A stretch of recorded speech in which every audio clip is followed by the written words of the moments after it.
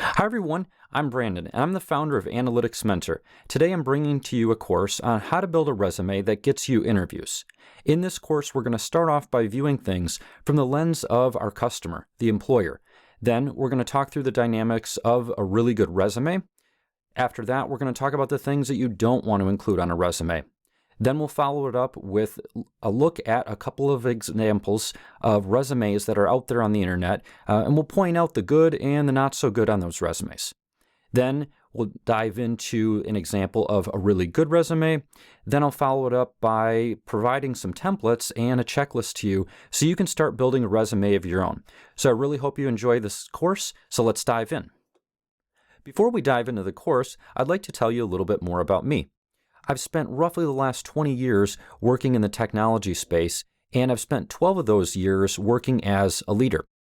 I function as an individual contributor in software development, software quality assurance, software release management, data, business intelligence, analytics, and a few other roles.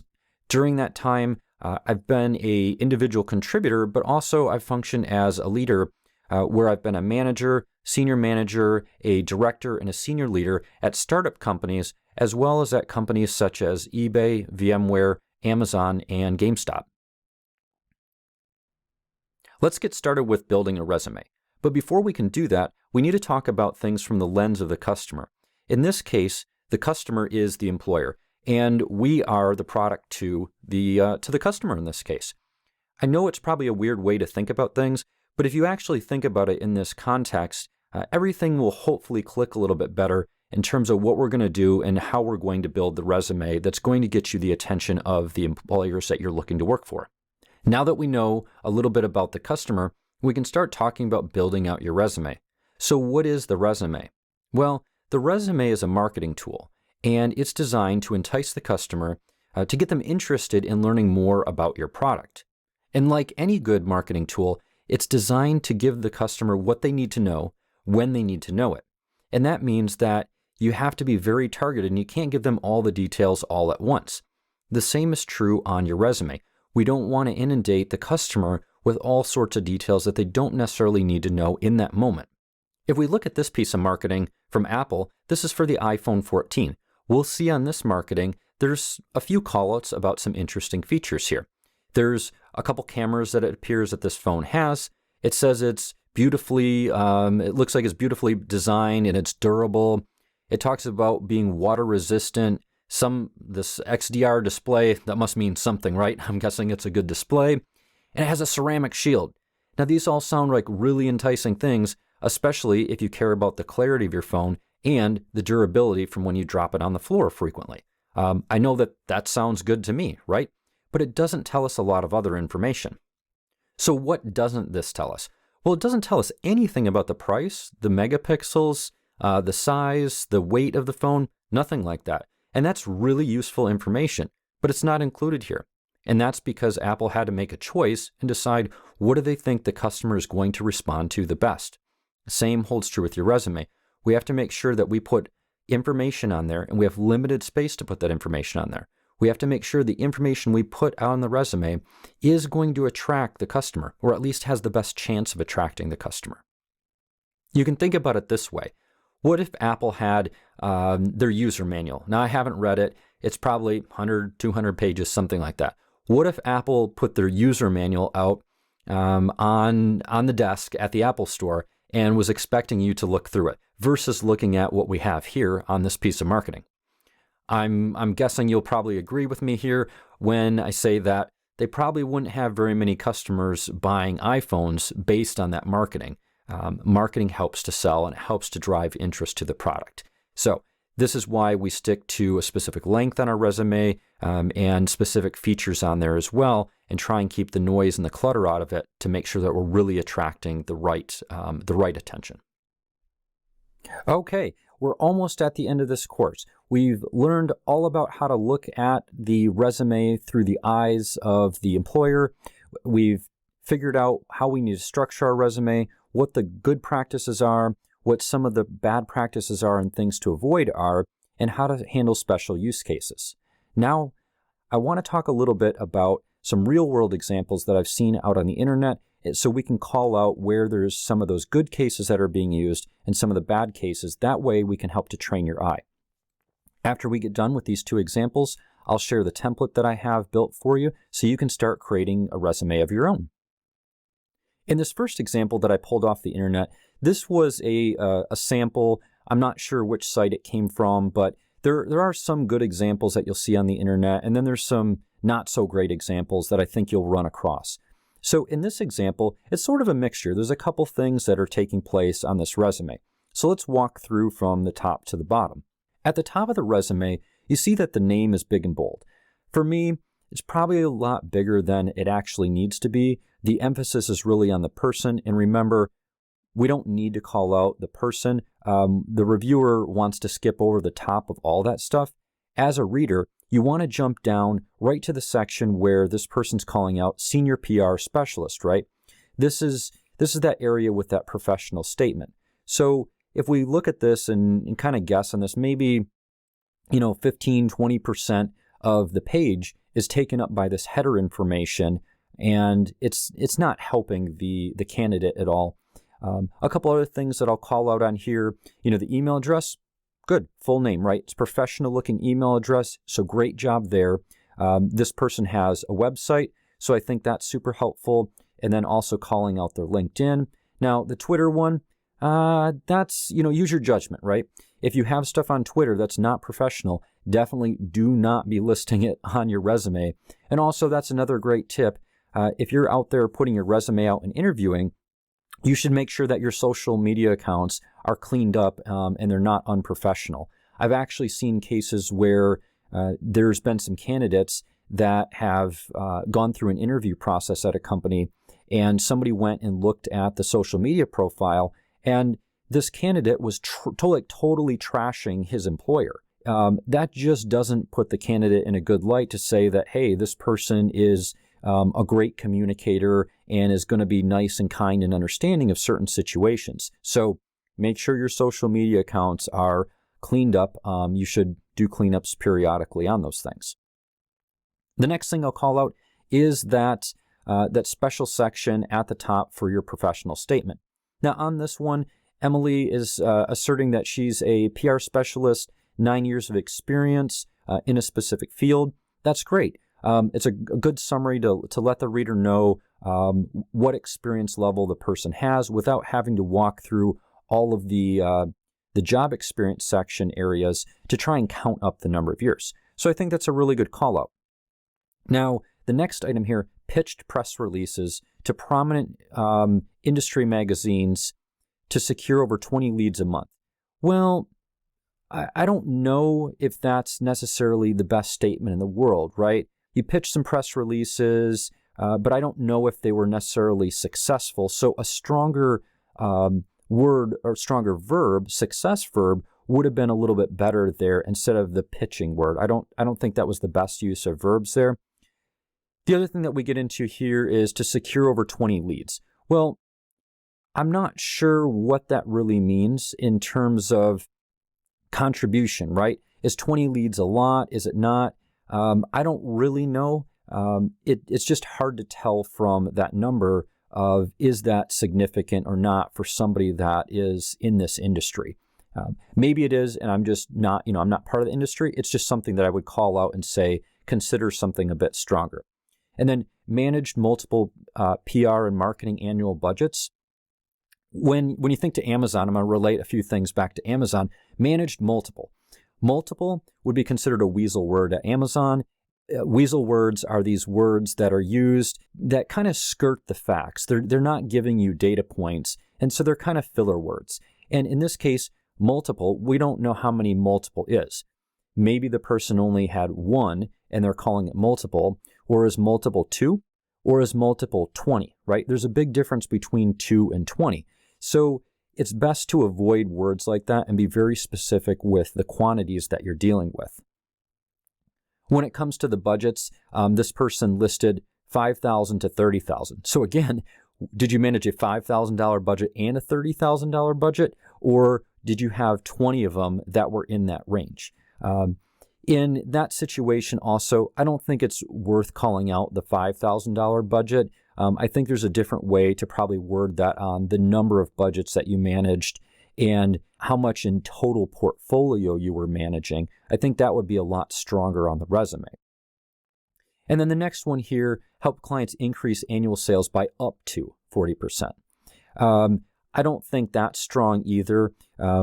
It says up to 40%. You could put up to anything, and it's not necessarily giving the reader an idea of how much money you actually generated. If this was, a $5,000 company that had a 40% increase, that's probably not going to be seen as very significant. So just watch out for those types of things as people are reviewing the resume. Now, the next section here, this one, this is okay, but let's kind of see where the eye goes as we're reading this. So as you look at the experience section, we see that the dates are on the left, which I don't feel like that's a standard way of writing a resume, but there's a lot of different options that you have for writing it. Some are just better than others. So in this case, when it comes to putting the date on the left, your eye goes to the left and starts looking at a column of data here. And so we could easily look through this if we want to know how many years of experience. I think that putting the date on the left can be a good thing. The challenge here is that your eye gets fixated and goes to that, whereas maybe you want the user's eye or the reader's eye to go to the actual positions that this person held. Because again, I'm trying to find somebody that can do the duties of my job. So if I'm looking for a senior PR specialist, I want to see front and center that this person held a senior PR specialist job. And then after I read through all the great things that they did, I might look at how many years of experience have they had in that position. So that's more of a layout formatting issue. Now, the next thing that we're going to call here is those bullets. Remember, the bullets need to have a success verb. And so if we look through these, developed, supervised, reviewed, some of these are probably success verbs, some of them not so much. Like reviewed, that doesn't sound very strong, that you looked at something. That doesn't really translate well to success. So I'd think of something else instead of reviewed. The other thing about these bullets here, on the positive side, they're short, right? They're not run-on sentences or statements, and so they are easy to read, so that's a good thing. But what are they lacking? They're lacking a quantifiable metric in here. So for the 4 bullets, we don't really know what the person did. And so it's not really adding any value. What this person is talking about is tasks that they participated in. Again, doesn't give the reader or our customer confidence that they can deliver results. Now, the next thing we have here at the bottom of those bullets is this key achievement, 100% efficiency in meeting external communications. This one, again, it doesn't really tell us a whole lot. We don't know what 100% efficiency means in hitting milestones. We don't know how difficult the goals were or anything else.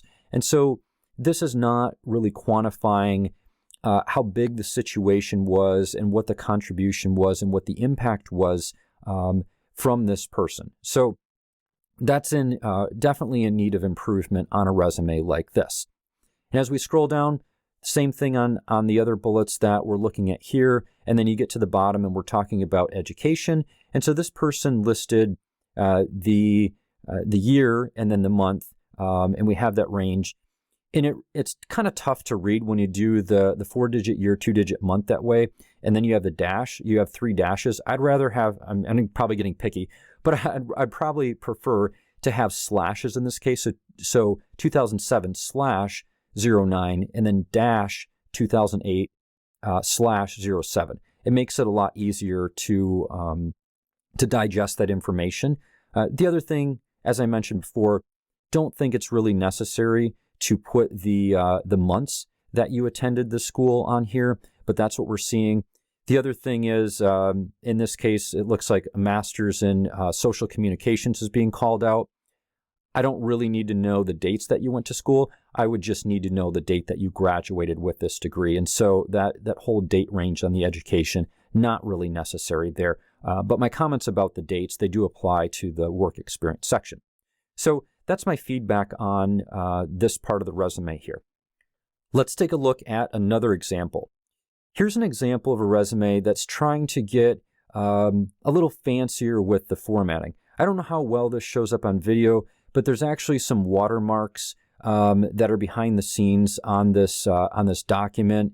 And yeah, it makes it look a little bit nicer, possibly. Actually, I don't think it looks any nicer, but it looks really busy. So I'm seeing, before we even dive into the specifics, what do I see on this resume? Well, I'm seeing lots of colored boxes all over the place. So my eye is kind of unfocused. It's just jumping around, and that's a bit of an issue for me. So let's walk away from that for a second, and let's start at the top. So at the top, we have, again, the name is big and bold, probably a little bit heavier than it needs to be, calling that out because I don't think that's super important. Then the next part here is we have that professional statement area that should be included. In this case, this person is grounded in solutions-oriented. This grounded and solutions-oriented, what does grounded mean? That's not a success verb. It's not really helping us to understand the personnel. So I would definitely not use that. The other thing that I look at on here, adept at motivating, that's not a strong English word that's building up somebody's confidence when they look at this resume to say that this is a great resume. And then there's those other things, right? It's not necessarily calling out the job that the person's looking for. We might make an assumption that they're looking for a computer scientist role, but I don't know. If you look at the work experience, the person was most recently a principal security consultant. That doesn't sound like a scientist role. And then they have some natural language processing work, software analyst work. I don't know that they're a scientist. So it becomes really confusing on what have they done and what do they want to do. Now, the next part that we'll call out here is passionate about data security and educating. Okay, I'm glad that this person is showcasing their passions in this area, but it doesn't help our customer make any sort of decision. Just because they're passionate about something doesn't mean that they'll actually be able to perform the duties of the job. And that's what our customer is trying to understand. Can this person perform the duties of the job? That statement does not bring confidence. It just says, I have interest in doing this job. Okay, let's move on, working down this resume here. So work experience section. Again, you might think I'm being a little bit picky about this, but if you look at the font and size on this, so work experience, all caps, it's sitting very close to principal security consultant. So it just kind of makes it hard to read that that's a specific job that the person worked in. Now I get that little blue box is there to kind of call it out, but it's just not the best layout that you could have when you're putting the resume together. But we do see the positions there, the company name is there, so that's good. The date range, it's a little bit hard, just the layout's a little wonky in general on this. So it's a little bit hard to pick up on some of that pretty quickly, but it is there. And then you look down, you're like looking at these bullets, tested web applications. Okay, I don't know if that's a success metric. I think there's a better way of talking about how you tested, because if you successfully tested, did it result in a successful launch, right? 100% accuracy. To me, when I see 100% of anything, it does put me on edge a little bit and makes me wonder, is this person just throwing out numbers, or did they actually achieve 100%? And also, it's not really talking about the number, the quantity that they're dealing with. We don't have any context for what 100% means. And I've been guilty of doing that in some areas on my resume, and I'm actually going to show you what that looks like as I blend it into one of mine. The other areas that I have here, researched, again, that's a task. That's not an accomplishment. Wrote white papers, that's good. But I'm hoping that maybe this person could give me a little bit more context. Like, you wrote a white paper about what? Maybe you could include a link in the artifact section to this white paper that you wrote. I think that would be really helpful to call out their skills. And again, There's just a lot of task type stuff and not a lot of, not any. So I'm not, other than the 100% accuracy, I'm just skimming this real quick. There is a bullet on here that talks about coordinated effectively a team of 8 members with skills in engineering and design. Coordinated is not a strong success verb. So I just don't know. I don't get much out of that statement either. So this is lacking a lot of those really good practices that we talked about. We get down to the education section, Masters in Advanced Computer Science, the school, great, that's good to have there. And then again, the date range doesn't really matter so much to me. I just want to know the graduation date. And the reason behind this is if you're putting more information that's needed and it's not valuable, it's just distracting the reader and causing clutter. That's why I keep it to the graduation date. Okay, next thing that I want to talk about here is the top section. So again, this is, I didn't call this out, but it has 2 columns. That's just kind of a weird way to do resumes. But that's what, this example was done on. So on the top right section, you have technical IT skills. This is good. I think this goes down into what we would look at as those the artifacts section that I like to call it on our resume, where you're listing out all the tools that you worked with. These are really important, again, for the search engine and for the reader to understand, have you done anything with any of the software? Now, again, it doesn't call out how much experience you have or what your proficiency is. That's where you want to try and weave some of these things back into some of those other bullets. So if this person tested web applications, what language were you using? If you automated it, what language did you use to automate this? Were you using Ruby to use like Ruby, Water, WebDriver, or Selenium to do your web testing? Those are things that I would expect to be called out within each of those accomplishment bullets. Now, the next section that we have here is around soft skills. We have these blue boxes. To me, there's 2 things going on here. This is irrelevant, and it's also distracting. Again, the blue boxes aren't doing any favors. It draws your eye over to the soft skills because it's colorful, but my eye should be going to other areas. My eye should be going to the accomplishments of this person. Instead, my eye goes and it gets focused on soft skills. The other thing about this is these soft skills, to me, are table stakes. Everybody should know how to communicate and work as a team and be flexible and solve problems, right? They're not value added, and they're not quantifiable, and they're not accomplishments. So if you're going to list soft skills, you want to try and weave in some of these keywords or buzzwords into the achievements that you have in the other areas of your resume. Now, the next section I'll call it here is around the volunteer experience. So this one, should it be there? Should it not be there? Well, let's kind of take the resume in context and see what we think, or at least you'll hear what I think because I'm the one talking over here. So this person graduated in 2008, and they are working up until present. And we don't know what present day is, but we know that they started their most recent job in 2016. So let's assume that it's still 2000. It's December of 2016.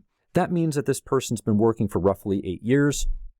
Is this volunteer experience adding anything to the resume? Well, this person is asserting that they volunteered as a camp instructor, and they taught some coding games and taught looks like all coding games and helped some other people. Okay, that's great stuff. Glad that you're doing that volunteer work. The question is that helping to showcase your ability to coach other people? Well, it's probably not showcasing your ability to elevate other people if you were trying to be a leader or senior leader, because that's what's needed.